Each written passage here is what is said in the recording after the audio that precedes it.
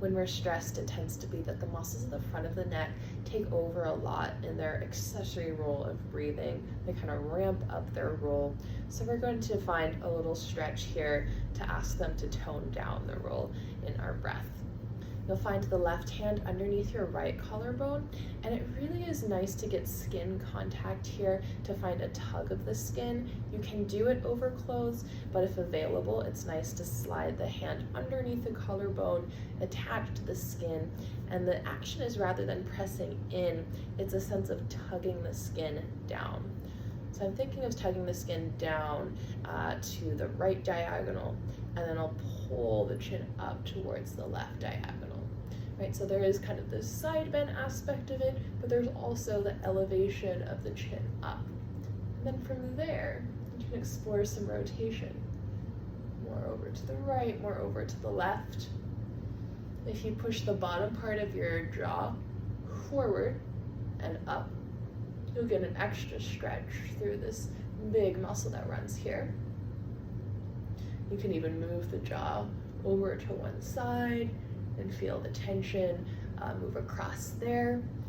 But particularly key here, I find, is guiding the breath under the palms. Then the inhale, rise into the palms, the exhale, soften away. So you can feel that breath moving into the chest is helpful, but it doesn't have to involve the shoulders and the neck also doing that work. Right? And when you come back through center, it's the other side. Left hand underneath right collarbone, other hand's adding some weight on top of that hand, and there's the tug down to the bottom left. We pull up to the top right. Adding the rotation. Maybe jutting the bottom part of the chin up, side. Breath under the palms. Right, feeling the shoulders heavy as you exhale. And the breath moving into the chest, right? The rib cages here too, we're getting full breath into the upper ribs as well, but the neck isn't helping out because it's in this lengthened state. It can't really contract. Right? So we feel that freedom of the chest moving, which we do really want breath to fill into the chest as much as the lower part of the ribs. And then I like to do just one more of hands right underneath of this collarbones, but at the center, so right on top of the sternum, one hand over the other, doesn't matter which, and just a few breaths, feeling both sides of the neck long. You can get that little push of the bottom part of your chin forward again.